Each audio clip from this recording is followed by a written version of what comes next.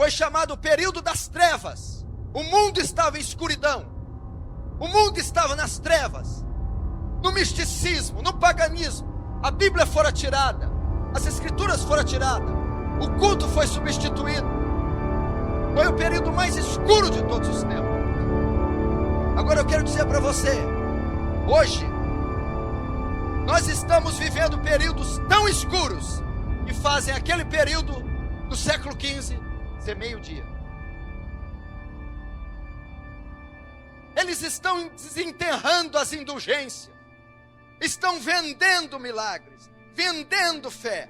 A Bíblia foi substituída por distorções, substituída por heresias, blasfêmias em nome de Deus. Nós temos 50 milhões de evangélicos no Brasil, e o Brasil nunca foi tão corrupto, nunca bebeu tanta iniquidade como ele bebe. Você está sentado aí e tem centenas, dezenas, milhares de igrejas em toda a nação brasileira, tendo culto exatamente essa hora, e a maioria deles estão adorando outro Deus. Não é o Deus das Escrituras, não é o Deus Yahvé, não é o seu Filho Jesus. Eles estão adorando o ventre, eles estão adorando Dagon, eles estão adorando Mamon, eles estão adorando Baal, mas eles não estão adorando Yahvé. 1 Reis diz: eles fizeram para si ídolos, estão adorando Deus que eles fizeram, um Deus que atende a demanda, um Deus que supre sua necessidade, um Deus que dá carro, que dá casa, um Deus que dá casamento, um Deus que cura, um Deus que dá felicidade, um Deus que faz entrarmos em êxtase, um Deus que não repreende, um Deus que não castiga, um Deus que não corrige, um Deus que não exorta, um Deus que é só amor. Esse não é o Deus das Escrituras. A minha Bíblia diz no Salmo 7 que Deus é um Deus que se ira todos os dias. Justiça e juízo são a base do seu trono. Estamos vivendo dias assim, dias onde o aborto, a fornicação, o adultério, o divórcio, tanto fora como na igreja, atinge os mesmos índices. Ministros cristãos estão se divorciando, ministros cristãos estão casando pela segunda vez, a juventude solteira está fornicando, pecado, gravidez, escândalos. Se você olhar as páginas dos jornais, consultar os veículos de comunicação, as redes sociais, os maiores escândalos que houveram na nação brasileira envolveram evangélicos e pastores. Jesus disse: é mister que vem os escândalos, é necessário que eles venham, mas sai daqueles por quem vem os escândalos. Estamos vivendo um evangelho diluído, híbrido, sincrético, místico.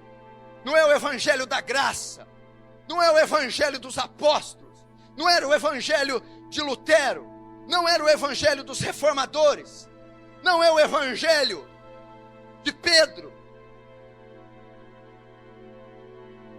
Agora, por que estamos vivendo isso? Escute e preste atenção.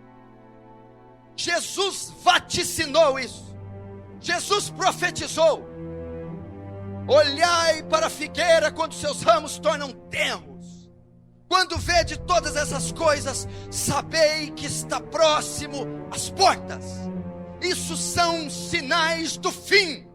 Jesus está voltando.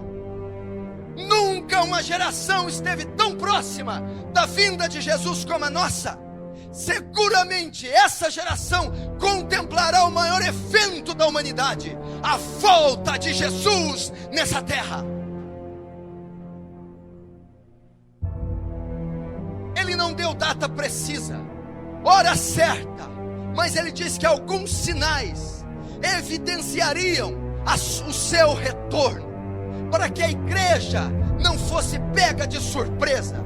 Mas por incrível que pareça, ainda com todos os sinais evidentes, explícitos, temos alguns cristãos dormindo, pecando, andando em carnalidade, cegos para a condição do mundo e da igreja.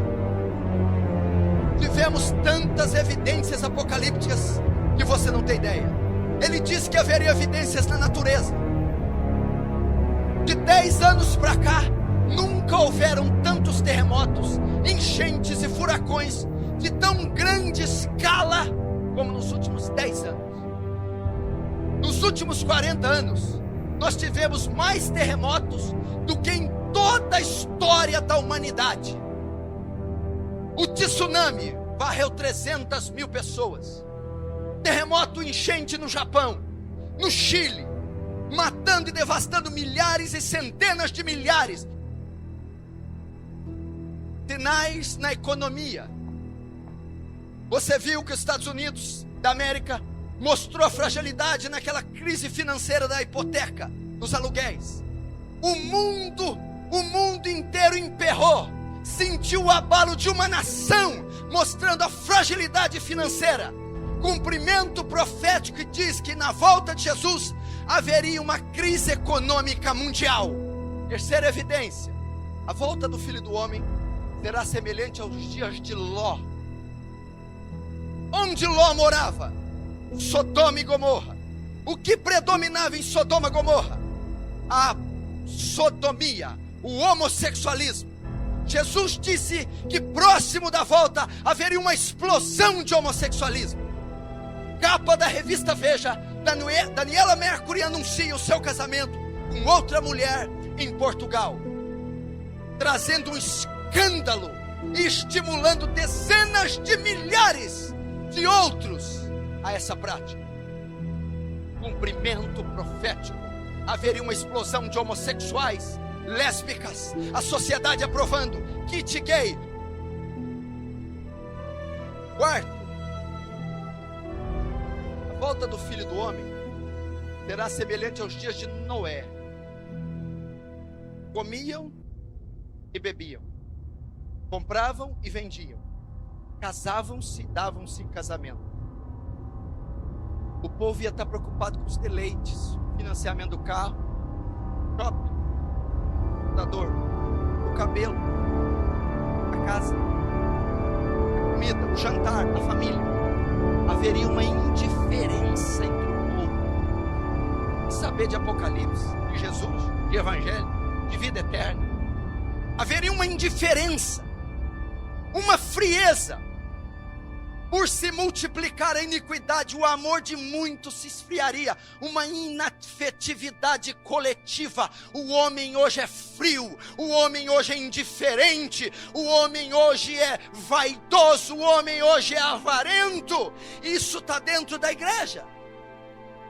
Pessoas estão comendo e bebendo, comprando e vendendo.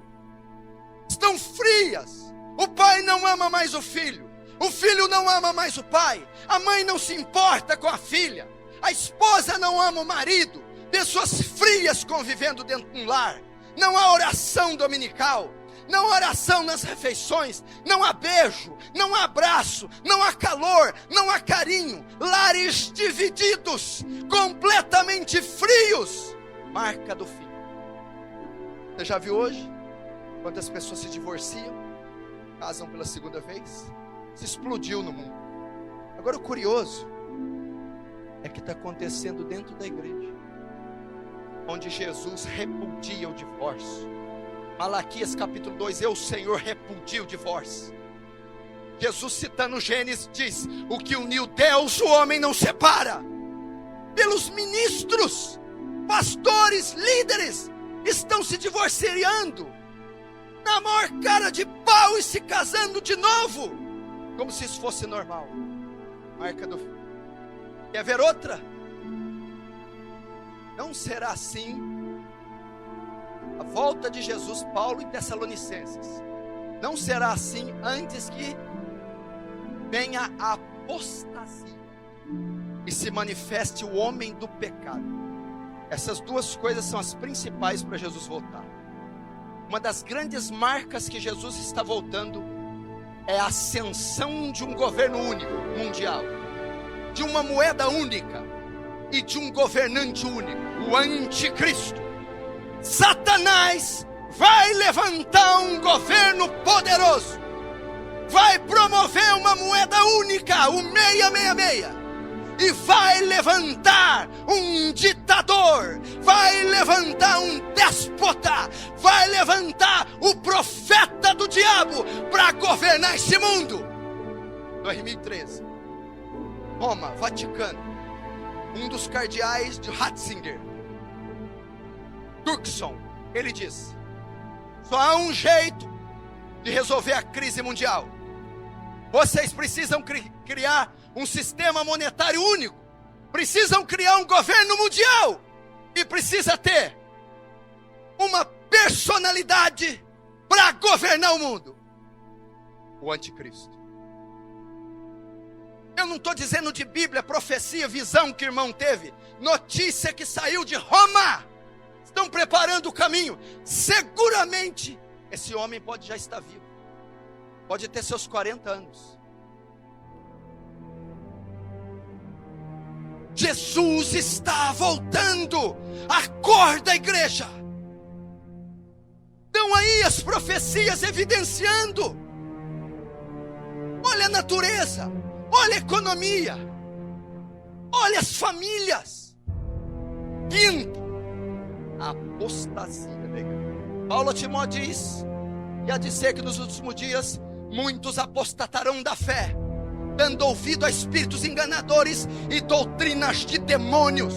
A igreja tem se apostatado, tem ensinado heresias. Veja o que está acontecendo com o louvor, veja o festival, o troféu promessas, veja o que está acontecendo com a teologia da prosperidade, veja essa bruxaria que está sendo feita em nome de Jesus, veja os escândalos, veja a lavagem de dinheiro, o tráfico de arma, veja os adultérios, os escândalos envolvendo o nome de Jesus. Apostasia. Você tem hoje um culto antropocêntrico, um louvor antropocêntrico. O homem é o centro, ao invés de ser teocêntrico, cristocêntrico. Veja as melodias, as letras dessas músicas de hoje. Para mim, em mim, meu, para mim. Louvor consiste em dizer quem Deus é e o que Deus faz. O louvor de hoje, ele atinge o ego do homem. Culto antropocêntrico, campanha para satisfazer a vontade do homem. Eles não perguntam mais o que é certo, perguntam: dá certo? Cultos, campanhas da casa, do carro, do marido, da cura, das 7 semanas, da corrente, dos 7 jejuns, para desamarrar, desatar, prosperar, abrir portas. Ao invés de ser um culto em louvor e adoração a Deus, vamos jejuar para a glória de Deus, vamos entrar em vigília para as almas serem salvas, vamos nos ajuntar para oferecer nossos corpos como sacrifício vivo, santo e agradável a Deus. O culto é em honra de Deus, o culto é para a glória de Deus, o louvor é para a glória de Deus. Mas elas estão se apostatando.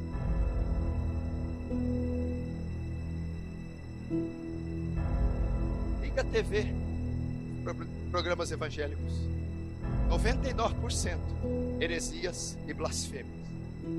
Aquilo não é evangelho, aquilo é outro evangelho, aquilo é um anátema. Não se engane, Satanás se transfigura de anjo de luz para enganar. Não sejais como meninos inconstantes, levados ao redor de vento de doutrina. Se você acha que isso é avivamento, tira o pé do chão. Se você acha que Thales Roberto é avivamento, se você acha que aquilo tem qualquer fragmento de Deus, você está completamente equivocado. Se você se converteu de 20 anos para cá, de 20 anos, se você nasceu ou se converteu de 20 anos para cá, tem uma grande probabilidade de você não conhecer absolutamente nada do Evangelho.